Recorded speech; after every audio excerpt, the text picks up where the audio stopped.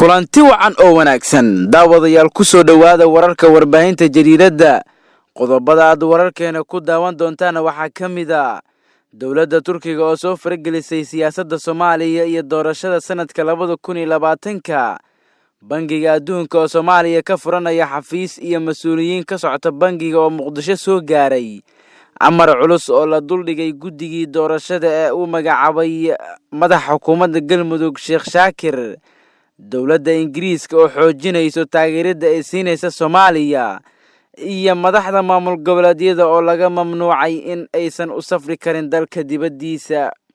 qodobadaas iyo qodobo kale ayaad wararkeena ku daawan doontaan saaxiibayaal. waxaan naga xasuusinaa fadlan haddii aad naga cusub tahay subscribe saar channelkeena si aad u hesho wararkii ugu dambeeyay ee ka dhaca gudaha. haatana ku soo dhawaada wararkaas oo faahfaahsan. aan ku bilowno. Turkiga ayaa war ka soo saaray siyaasadda Soomaaliya iyo doorashada sanadka 2020. wasiirka arrimaha dibadda Turkiga ayaa xaddii sheegay in Soomaaliya ay u baahan tahay caawimaad Turkiga si loo xaqiijiyo in ay hesho xasilooni siyaasadeed isla markaasna dib loogu qaabeeyo ciidamada amniga qaranka si ay taasi u abuurto jawi ogolaan doono horumar dhaqaale. wasiirka ayaa hadalka ka sheegay kulanka kooxda xiriirka Soomaaliya ee urur iskaashiga Islaamka oo ka furmay magaalada Dooxa ee dalka Qatar. waa waajib saaran ummadda Islaamka si ay ugu gargaaraan dhibka Soomaaliya, ayuu yiri wasiirka, oo intaas ku daray in loo baahan yahay in isfaham la gaaro si loo xaqiijiyo nabadda Soomaaliya isla markaasna khilaafyada dhinaca la iska dhigo. wasiirka ayaa sidoo kale sheegay in loo baahan yahay wada shaqayn si sare loogu qaado maqaamka Soomaaliya ee caalamka. Soomaaliya waxay u baahan tahay caawinaadeena si loo xaqiijiyo xasilooni siyaasadeed, dib loogu qaabeeyo ciidamada amniga qaranka isla markaasna loo abuuro jawi ogolaan doono horumar dhaqaale, ayuu yiri. waxaan fududeynayaa oo aan dhexdhexaadinayaa wada xaajoodka Soomaaliya iyo Somaliland, ayuu yiri, isagoo intaas ku daray in doorashada dhacayso sanadka 2020 ay noqon doonto mid saameyn weyn ku yeelan doonto mustaqbalka Soomaaliya. Turkiga ayaa dalka ugu weyn ee taageera Soomaaliya, ka sokowna taageeradiisa waa dalka kaliya ilaa hadda taageero muuqato oo la taaban kara siiya Soomaalida, iyadoo ay dhammaan dalalka kale ee caalamka ay taageeradoodu tahay mid af uun ku kooban ama aan soo dhaafin madaxda xukunka haysa. waa hagaaga qaybihii hore ee wararka warbaahinta Jariiradda ayaa daawanaysaan saaxiibayaal. ra'iisul wasaaraha Soomaaliya Xasan Cali Kheyre ayaa la kulmay madaxweyne ku-xigeenka bangiga adduunka oo booqasho ku yimid Muqdisho. ra'iisul wasaaraha Soomaaliya Xasan Cali Kheyre ayaa xafiiskiisa ku qaabilay madaxweyne ku-xigeenka bangiga adduunka Dr. Xafis Ganam oo dalka soo gaaray, xarigana ka jiray xafiiska cusub ee bangiga adduunka oo Muqdisho ka furanayo. kulankan oo ay ka qayb gashay agaasima goboleedka IFC ee Afrika Masar Jamaako Jogan ayaa looga hadlay dardargelinta qorshaha deyn cafinta dalka barta go'aanka ee Febraayo sanadka 2020 iyo shaqo abuurka dhalinyarada. Dr. Ganamo ayaa kulanka ka cadeeyay in uu ku faraxsan yahay in booqashadiisa ay ka turjumayso sida bangiga adduunka ay uga go'an tahay taageerada Soomaaliya, shaqada wanaagsan ee dowladdu qabatay iyo hagaajinta lagu sameeyay hay'adaha dhaqaalaha dalka. waxaana madaxda dowladda uga mahad celiyay hoggaanka wanaagsan. ra'iisul wasaare Xasan Cali Kheyre ayaa bangiga adduunka uga mahad celiyay taageerada ay siinayaan shacabka iyo dowladda Soomaaliyeed, isagoo cadeeyay in xukuumaddiisa ay sii wadi doonto dadaalada lagu jiro gaarista barta go'aanka ee Febraayo. ugu dambeyntii, ra'iisul wasaare Xasan Cali Kheyre ayaa muddooyinkii ugu dambeeyay dadaalo xoogan ugu jiray kamira dhalinta qorshaha deyn cafinta, waxaana dhowaan shirar ku saabsan arrimaha deyn cafinta uga qayb galay magaalada Washington ee dalka Mareykanka. warbaahinta Jariiradda ayaa daawanaysaan. amar culus ayaa la duldhigay guddigii doorashada ee uu magacaabay Sheekh Shaakir. warar soo baxaya ayaa sheegaya in dowladda Soomaaliya ay soo saartay amar culus oo ka dhan ah dhaqdhaqaaqyada siyaasadeed ee haatan ka socda magaalada Dhuusamareeb ee caasimadda dowlad goboleedka Galmudug.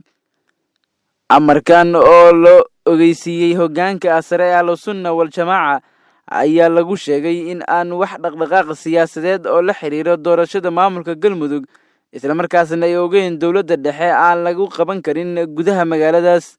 sidoo kale warkan ayaa lagu sheegay in geedi socodka doorashada looga dambeynayo kaliya guddiga farsamada oo ay horay u magacaawday wasaaradda arrimaha gudaha xukuumadda federaalk Soomaaliya kaas oo ka kooban ilaa 13 xubnood.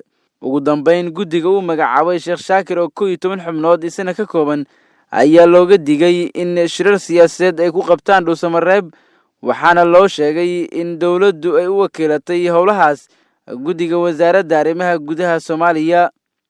arrintan ayaa u muuqatay in dawladdu ay markaan awood adeegsanayso xiisada ka aloosan Galmudug oo sii xogeysatay kadib markii ay Ahlusunna ka hortimid dadaalada dawladda ee maamul dhisida gobolada Galgaduud iyo Mudug ee bartamaha Soomaaliya. qaybihii dhexe ee wararka warbaahinta jirida ee daawanaysaan. dawladda Soomaaliya ayaa mamnuucday in madaxda maamul goboleedyada dalka ay u safraan dalka dibadiisa isla markaasna ay la kulmaan madaxweyne kale.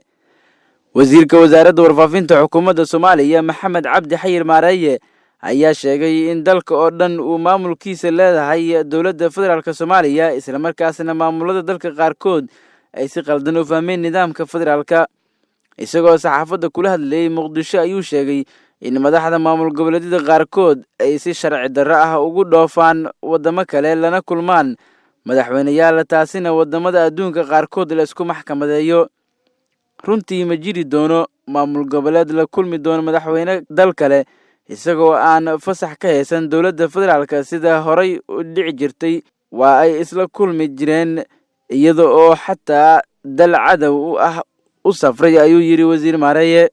isagoo sii hadlayay ayuu sheegay in maamul goboleedyada ay isku arkaan inay yihiin dal madax bannaan oo waxay ay doonaan ay samayn karaan, isla markaasna go'aamo aan lagala tashan dawladda ay fuliyaan wadankii ay doonayaan ay u safraan lana kulmaan madaxdeeda.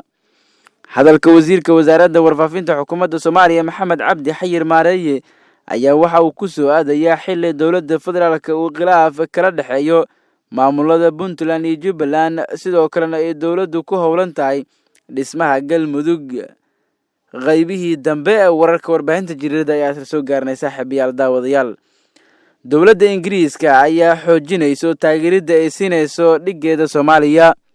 gudoomiyaha golaha shacabka ee baarlamaanka federaalk Soomaaliya Maxamed Mursal Sheekh Cabdiraxmaan ayaa maanta oo Isniin ah waxa uu xafiiskiisa ku qaabilay safiirka Ingiriiska u fadhiya Soomaaliya Masar Ben Fender. gudoomiyaha iyo safiirka ayaa waxa ay ka wada hadleen xoojinta xiriirka labada dal, iyadoo safiirku uu gudoomiyaha warbixin ka siiyay howlaha baaxadda leh ee Soomaaliya ka wadaan. safiirka Ingiriiska u fadhiya Soomaaliya Masar Ben Fender ayaa gudoomiyaha golaha shacabka ee baarlamaanka Soomaaliya u sheegay in dawladda Ingiriiska ay bogaadinayso howlaha ay golaha shacabka hayaan. waxauna sidoo kale tilmaamay ka dawlad ahaan inay ka go'an tahay xoojinta taageerada ay siinayaan Soomaaliya. gudoomiyaha golaha shacabka baarlamaanka Soomaaliya Maxamed Mursal Sheekh Cabdiraxmaan ayaa uga mahad celiyay dawladda Ingiriiska taageerada ay mar walba la garab taagan tahay dawladda iyo shacabka Soomaaliyeed. guud ahaan saaxiibayaal daawadayaal waxaa halkaas inooga dhan wararkii aad ka daawanayseen channelka Jariiradda Media. haddii aad nagu cusub tahay fadlan subscribe saar si aad u hesho wararkii ugu dambeeyay ee ka dhaca gudaha dibadiisa. mahadsanidin.